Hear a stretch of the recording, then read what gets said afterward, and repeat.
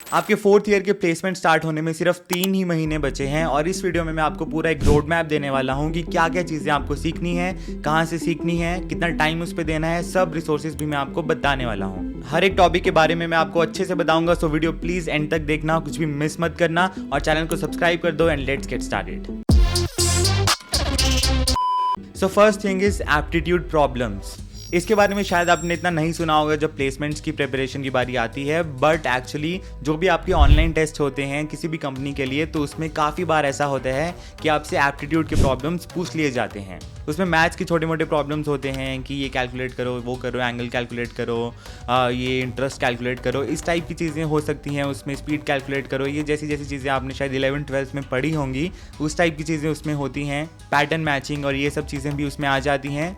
तो अगर आप शायद आउट ऑफ टच हो, काफ़ी टाइम हो गया आपने 11th-12th में वो सब चीज़ें की होंगी, बट अब तक आप आउट ऑफ टच हो गए होगे उसके, तो आपको थोड़ी सी प्रैक्टिस उसकी करनी पड़ेगी इंटरव्यूज़ में जाने से पहले। इसमें ज़्यादा टाइम आपको नहीं देना है, बट अगर आप यूज टू नहीं हो ऐसे प्रॉब्लम्स के तो आपको दिक्कत हो सकती है। तो इसके भी मैंने लिंक्स डाल दिए हैं जहाँ से आपको प्रैक्टिस करनी है। इंडिया बिग से एक साइट है और एक ट्रैक करके साइट है, वहाँ पे बहुत सारे प्रॉब्लम्स हैं। तो आप कोई भी रैंडम प्रॉब्लम्स उठा लो और उसकी प्रैक्टिस कर लो। जब आपको लगे कि हाँ ठीक है यार, ये तो कंफर्टेबल मैं इसमें हो गया, ये तो हो ही जाएगा, तब आप प्रैक्टिस करना छोड़ दो। ये वेबसाइट्स में कुछ टेस्ट भी हैं, कुछ क्विज भी हैं, वो भी आप ले सकते हो। उससे आपको आइडिया लग जाएगा कि आपका अभी क्या लेवल है उस चीज़ में। And second very important thing is puzzles. बहुत सारी कंपनीज इंटरव्यू राउंड्स में कुछ पजल्स पूछ लेती हैं, कुछ उल्टी सीधी सी पजल्स होती हैं, और अगर आपने पहले नहीं सुना उसके बारे में, नहीं आपको पता कि उसका सोल्यूशन क्या है, तो ऑन द स्पॉट सोचना बहुत मुश्किल हो जाता है, क्योंकि उसमें कुछ ना कुछ ऐसी ट्रिक होती है जो अगर पहले पढ़ी हो तभी आप उसको सॉल्व कर पाओगे उस मोमेंट पे। बहुत सारी कंपनीज हैं जो ये सब चीज़ें पूछ लेती हैं, तो एक लिस्ट मैं आपको दे रहा हूँ जहाँ से आप प्रैक्टिस कर सकते हो, आपको सोल्यूशन भी वहाँ पे मिल जाएंगे। इंटरव्यू बिट जो वेबसाइट है उसमें ये सब पजल्स की लिस्ट है। बस आप थोड़े इजी वाले और थोड़े बहुत मीडियम वाले देख लेना, ज़्यादा टफ वाले तो कोई भी नहीं पूछेगा। तो आपको ये एप्टीट्यूड और पजल्स को टोटल 7 डेज देने हैं, उससे ज़्यादा मत देना, इतनी ज़्यादा इंपॉर्टेंस देने वाली चीज़ ये नहीं है, बट फिर भी आपको आती होनी चाहिए।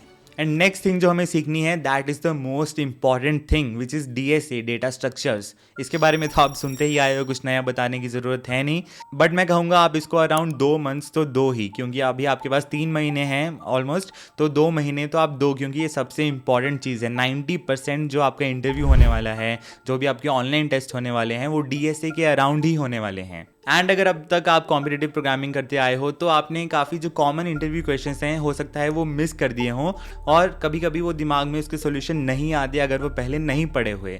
तो आपको ये कॉमन इंटरव्यू क्वेश्चंस की लिस्ट से तो गो थ्रू करना ही चाहिए। जो भी आपके ऑनलाइन टेस्ट होंगे उसमें भी DSA पूछा ही जाएगा, जो भी आपके इंटरव्यू होंगे डेफिनेटली उसमें तो पूछा ही जाएगा। अगर आपको DSA पहले से आता है कि आपने प्रैक्टिस की हुई है अच्छे से, फिर भी जो कॉमन इंटरव्यू क्वेश्चंस वाली लिस्ट है आपको उसको गो थ्रू करना ही चाहिए। तो एक लीड कोड का लिंक है जहाँ पे अराउंड 150 प्रॉब्लम्स हैं जो कि वेरी कॉमन इंटरव्यू क्वेश्चंस हैं, ऐसा करके उसका नाम है। मैंने भी वो की थी जब मैं अमेजोन की तैयारी कर रहा था, और वो बहुत अच्छी लिस्ट है, सब कुछ उसमें कवर हो जाता है, ईजी, मीडियम, डिफिकल्ट, हर टाइप के क्वेश्चंस। तो आप वो कर लेना, गो थ्रू कर लेना। अगर आपको लगे कोई प्रॉब्लम बहुत ही ईजी है तो ज़रूरी नहीं है कि उसका कोड आपको लिख के ही देखना है, आप बस उसको देख के छोड़ देना, हाँ इसका सोल्यूशन ऐसा हो जाएगा, ठीक है, ओके। ऐसा सब प्रॉब्लम्स को इक्वल भाव देने की ज़रूरत नहीं है आपको। एंड एक और वेबसाइट है इंटरव्यू बिट, उस पर भी कॉमन इंटरव्यू क्वेश्चंस हैं, थोड़े ज़्यादा हैं उसमें लीड कोड से, बट अगर आप अभी वो स्टार्ट करोगे तो अराउंड 2 महीने में तो सब कुछ कवर कर ही सकते हो अगर आप डेडिकेटेडली करोगे। बट अगर आपको DSA नहीं आता, अगर आपने बिल्कुल कभी प्रैक्टिस नहीं की है पहले से, आपको कॉन्सेप्ट्स भी नहीं पता, तो एक मैंने वीडियो बनाई थी DSA रोड मैप वीडियो, और उसमें मैंने सब कुछ बताया है कि आपको कहाँ से सब चीज़ें सीखनी है, कौन सी प्रॉब्लम्स को प्रैक्टिस करना है। तो आप प्लीज़ वो वीडियो देख लो, आप सब कुछ उसमें कवर कर लोगे। या फिर अगर आपको कोई कोर्स लेना है, आप वो लेना चाहते हो तो वो ले लो, बट DSA सीखना इज़ वेरी इंपॉर्टेंट। जो मेरा DSA रोड मैप वाला वीडियो है उसमें अगर आपके पास टाइम कम है तो उसमें मैंने प्रॉब्लम्स को 2 पार्ट्स में कैटेगराइज किया है। One is bare minimum problem, second is bonus problems. तो अगर आपके पास टाइम कम है तो आप सिर्फ बेयर मिनिमम वाले प्रॉब्लम्स को अच्छे से कर लेना। बाकी DSA तो जितना कर लो उतना कम ही लगता है, चाहे आप 1 साल प्रैक्टिस कर लो, चाहे 2 साल प्रैक्टिस कर लो। जलवा है हमारा। बट आप ये 2-3 महीने में जितना टाइम उसको दे सकते हो, आप जितनी प्रॉब्लम्स को प्रैक्टिस कर सकते हो आप उतना करो। 12th क्लास में मेरे एक टीचर हुआ करते थे मैथ्स के जेई की कोचिंग के टाइम, वो बोला करते थे कि इतना आप घर पे मेहनत करोगे उतना ही आपको एग्जाम में कम मेहनत करनी पड़ेगी, क्योंकि आप सब कुछ आपको आ जाएगा, आपको प्रॉब्लम सब देखे हुए होंगे, तो आपको इंटरव्यू में जाके या एग्जाम में जाके ज़्यादा दिमाग नहीं लगाना पड़ेगा। सो सेम गोज हियर, आप जितना प्रैक्टिस घर पे ज़्यादा करोगे, जितना दिमाग लगाओगे उतना ही कम आपको इंटरव्यू में लगाना पड़ेगा। सो ये सब लिंक्स जिसकी मैं बात कर रहा हूँ वो आपको नीचे डिस्क्रिप्शन में मिल जाएंगे, you can check them out. The next is core subjects. Core subjects मतलब ऑपरेटिंग सिस्टम्स, कंप्यूटर नेटवर्क्स, ये सब DBMS, ये सब चीज़ें जो हैं ये भी हमें करनी है। इंटरव्यूज़ में भी पूछ ली जाती हैं और जो ऑनलाइन टेस्ट होते हैं उसमें भी पूछ ली जाती हैं। बहुत सारे MCQs की फॉर्म में ये सब चीज़ें आपसे पूछी जाती हैं। मुझे याद है जब मेरे कॉलेज में अमेज़ॉन आई थी 4th ईयर में, तो जो हमारा ऑनलाइन टेस्ट था उसके 2 पार्ट थे। एक था कोडिंग वाला पार्ट जिसमें DSA के प्रॉब्लम्स थे, और एक था MCQ वाला पार्ट। और MCQ में सभी जो क्वेश्चन थे वो कोर सब्जेक्ट्स के ऊपर ही थे, OS पे, DBMS पे, कंप्यूटर नेटवर्क्स पे। तो ये सब चीज़ें आपको आनी चाहिए। बट आप सोचोगे कि कैसे हम 10-15 दिन में पूरा जो भी हमें 2 साल में 3 साल में पढ़ाया गया है OS वगैरह ये कैसे कवर कर लेंगे। बट आपको कवर करने की ज़रूरत नहीं है, क्योंकि जो भी प्रॉब्लम्स आपसे पूछे जाएंगे, जो भी क्वेश्चंस पूछे जाएंगे, बहुत ही स्टैंडर्ड सेट ऑफ प्रॉब्लम से ही पूछे जाएंगे, कुछ भी नया नहीं पूछा जाएगा। रेयरली ऐसा होगा, आई थिंक 0.1% चांस है कि आपसे ऐसा कुछ पूछ लिया जाएगा। मुझे याद है जब अमेज़ॉन का ऑनलाइन टेस्ट हुआ था मेरे कॉलेज में, तो गीक्स फॉर गीक्स की वेबसाइट से डायरेक्ट उठ के क्वेश्चंस आए हुए थे, जो MCQ से डायरेक्ट कॉपी पेस्ट था वहाँ से, एक भी प्रॉब्लम कहीं बाहर से नहीं था। तो ये पढ़ने के लिए भी मैं आपको रेकमेंड करूंगा Geeks for Geeks. Geeks for Geeks पे इन तीनों के, OS के, कंप्यूटर नेटवर्क्स के, DBMS के, सबके एक तो लास्ट मिनट नोट्स हैं, आप वो जाके पढ़ लो, आपके बहुत कॉन्सेप्ट्स क्लियर हो जाएंगे, सब कुछ क्लियर हो जाएगा। और सेकंड थिंग इज़ वहाँ पे क्विज़ भी हैं, आप वो भी करो।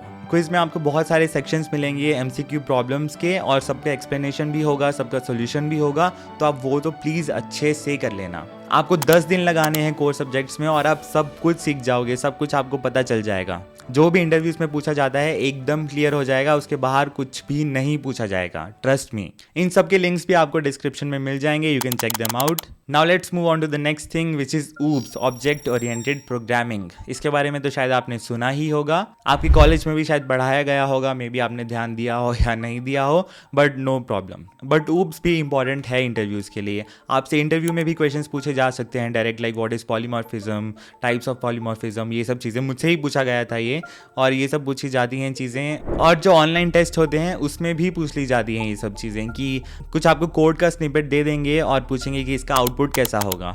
कि अगर आपको OOPS नहीं आता होगा, ओवरलोडिंग, ओवरराइडिंग, ये सब चीज़ें नहीं पता होंगी आपको, तो शायद आप उसको आंसर नहीं कर पाओगे। एंड अगेन OOPS में भी बहुत ही स्टैंडर्ड क्वेश्चंस पूछे जाते हैं, जो भी इंटरव्यूज़ में या ऑनलाइन टेस्ट में पूछे जाते हैं, और वो क्वेश्चंस की भी लिस्ट मैं आपको दे रहा हूँ। इंटरव्यू बिट पे एक बहुत अच्छी लिस्ट है, वो आप देख लेना, नीचे आपको लिंक मिल जाएगा उसका डिस्क्रिप्शन में, so please check it out. And आप कोई भी लैंग्वेज यूज़ कर सकते हो OOPS के लिए, ऐसा नहीं है कि जावा में ही सीखना है, आप पाइथन में भी सीख सकते हो, C++ में भी सीख सकते हो, या कोई भी और लैंग्वेज जो आपको अच्छे से आती है आप उसमें सीख सकते हो। मोस्टली जो भी सब मॉडर्न ये नई नई लैंग्वेजेस हैं सब में OOPS से सपोर्टेड होता ही है, जैसे C में नहीं होता, बाकी सब में तो मोस्टली होता ही है, तो आप उसमें किसी में भी सीख सकते हो। एंड OOPS को आपको अराउंड 15 डेज देने हैं, 15 डेज में सब कुछ कवर हो जाएगा, आपके सब कॉन्सेप्ट्स क्लियर हो जाएंगे, आपको कोड भी लिखना आ जाएगा, so that is enough. And now the last thing is projects. आपके रिज्यूमे में 1 या 2 प्रोजेक्ट्स तो होने ही चाहिए, नहीं तो रिज्यूमे अच्छा नहीं लगता, और इंटरव्यूअर भी पूछेगा कि आपने कुछ किया ही नहीं है, कि कॉलेज में कोई प्रोजेक्ट ही नहीं बनाया क्या। तो आपको एटलीस्ट एक प्रोजेक्ट तो बनाना पड़ेगा, अच्छे से बनाना पड़ेगा। ऐसा ज़रूरी नहीं है कि आप बहुत कॉम्प्लेक्स प्रोजेक्ट बनाओ, बहुत ही कोई हाई लेवल प्रोजेक्ट बनाओ। अगर आप छोटा सा भी बना दोगे लेकिन खुद से बनाओगे और सब कुछ लिखोगे,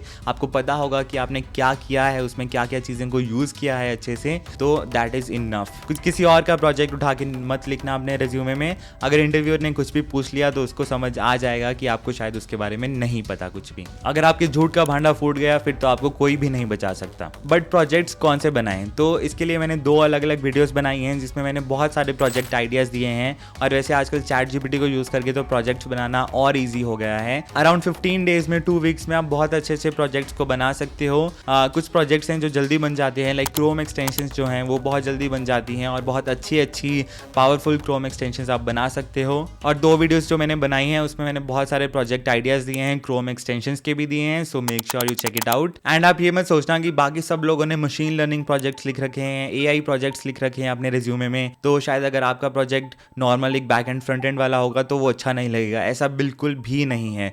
हर कोई मशीन लर्निंग का प्रोजेक्ट लिख देता है, बट उनको मशीन लर्निंग के बारे में पता कुछ होता नहीं है। मैंने देखा है, मैंने बहुत हज़ारों लोगों के रिज्यूमेस देखे हैं और वो सब मशीन लर्निंग का प्रोजेक्ट तो एक ना एक लिखा ही होता है कॉलेज में बट ऐसा उसका इतना कोई सिग्निफिकेंस नहीं है। अगर कंपनी में मशीन लर्निंग का काम ही नहीं है, बैक एंड फ्रंट एंड का है, तो वो क्या करेंगे मशीन लर्निंग प्रोजेक्ट का। तो जो भी प्रोजेक्ट आपसे बन पाए इस टाइम में तो वो आप बनाओ और उसको रिज्यूमे में डाल दो। Don't worry about machine learning और AI और एनी अदर थिंग। ये प्रोजेक्ट वीडियोस के लिंक्स आपको नीचे डिस्क्रिप्शन में मिल जाएंगे, you can check it out. And बस वीडियो इतना ही था, सब कुछ इसमें कवर हो गया। अगर आपने ये सब चीजें अच्छे से कर ली तो आपकी अच्छी प्लेसमेंट लग सकती है, but these are the most important things that you need to do. And video अच्छी लगी तो प्लीज लाइक कर देना, चैनल को सब्सक्राइब कर देना। कुछ भी डाउट हो तो कमेंट सेक्शन में पूछ लेना। And until next time, goodbye, see you soon.